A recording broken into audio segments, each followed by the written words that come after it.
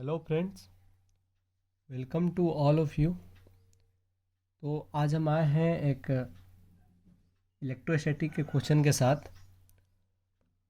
ये क्वेश्चन यूरोडोप का 3.53 नंबर है और ये क्वेश्चन मतलब इस टाइप पे इधर जेई मेन में बहुत सारे क्वेश्चंस आ रहे हैं, तो मैं सोचा इसको क्लियर कर देता हूँ। मतलब इसको दो मेथड से करेंगे।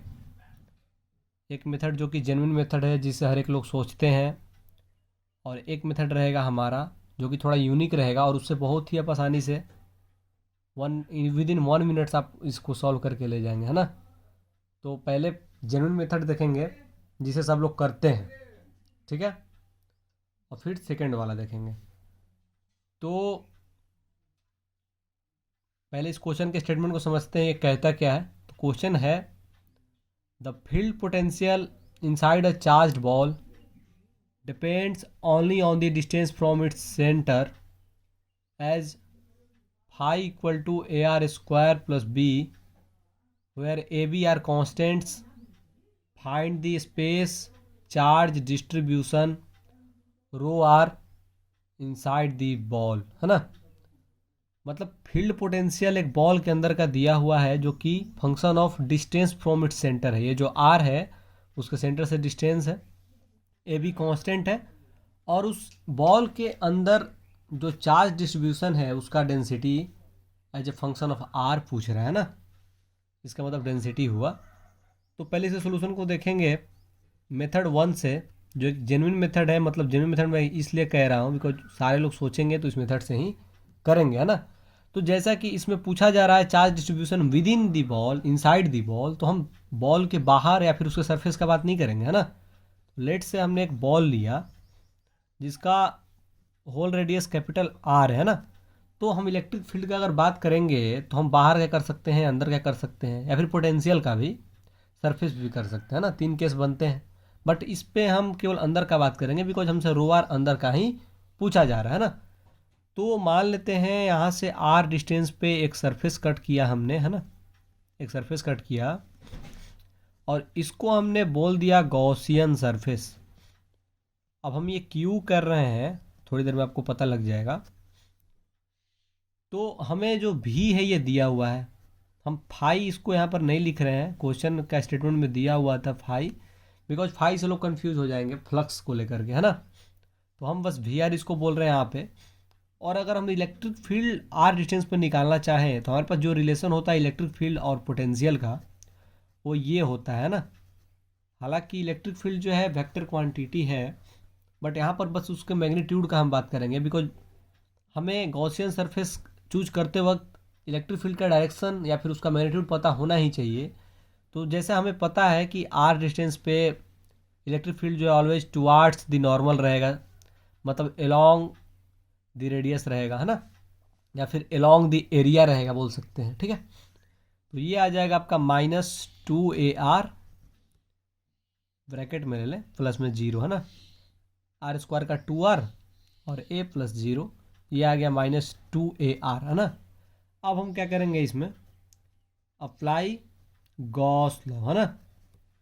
गॉस लॉ अप्लाई करेंगे। तो गॉस लॉ क्या होता है, गॉस लॉ होता है जैसे मान लीजिए हमने ये सरफेस चूज किया है, तो गॉस लॉ होता है कि क्यू इनक्लोज्ड, इनक्लोज मतलब इस सरफेस के अंदर कितने चार्ज हैं, डिवाइडेड बाई एप्सिलॉन नॉट, ये इतना ही होगा जितना कि इलेक्ट्रिक फील्ड आर डिस्टेंस पे और आर डिस्टेंस पे जो एरिया है जिसको आप डीएस बोल सकते हो, इन दोनों का डॉट प्रोडक्ट का सर्कुलेशन या फिर सरफेस इंटीग्रेशन जितना देगा, यही होता है गॉस लॉ, है ना। तो इसको हम अप्लाई करेंगे।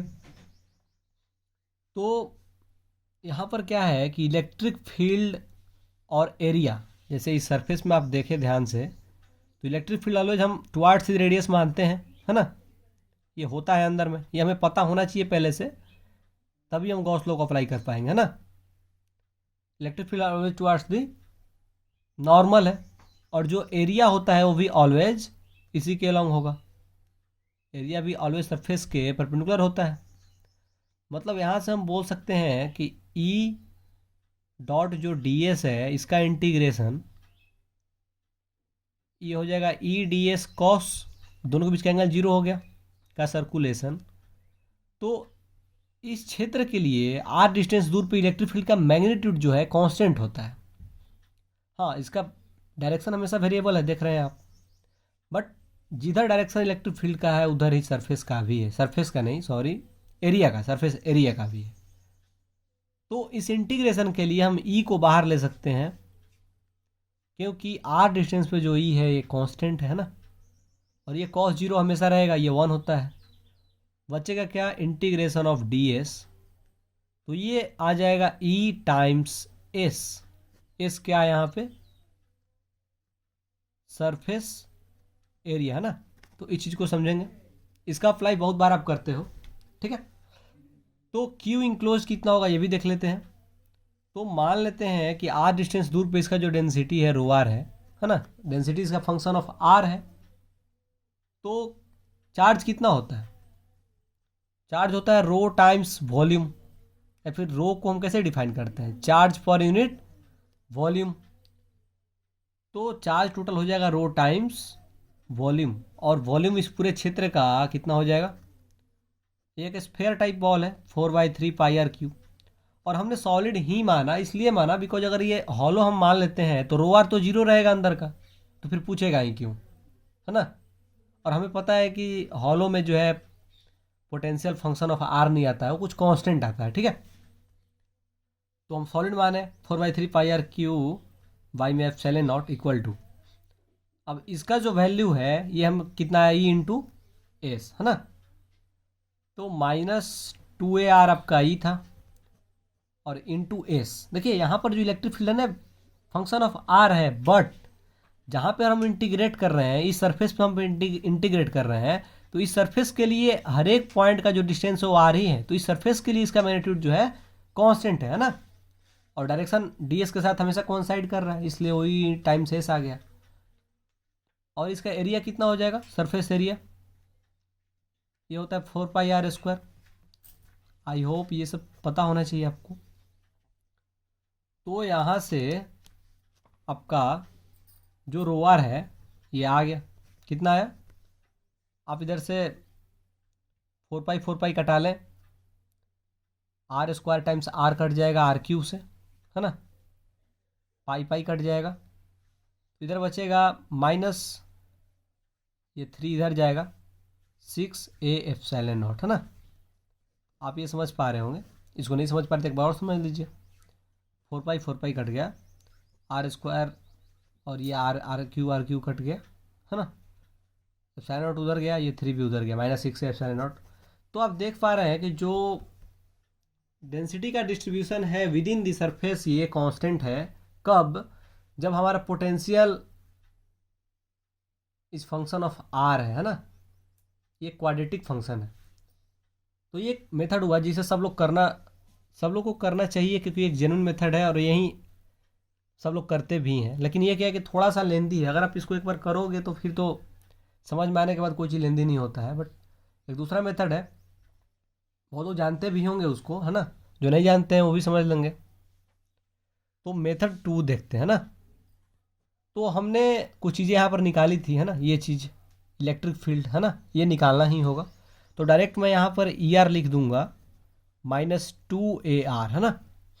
अब देखिए सॉलिड स्फेयर के अंदर में इलेक्ट्रिक फील्ड का जो डिस्ट्रीब्यूशन है ये आपको अगर पता हो तो ये सवाल बहुत ही आसानी से हो जाएगा। कैसे, तो सॉलिड स्फेयर के अंदर में आर डिस्टेंस पे जो इलेक्ट्रिक फील्ड होता है, इसको अगर हम सॉलिड स्फेयर बोलें या फिर सॉलिड बॉल बोल सकते हैं, जो बोले, है ना, ये होता है ρr/3 एप्सिलॉन नॉट, है ना।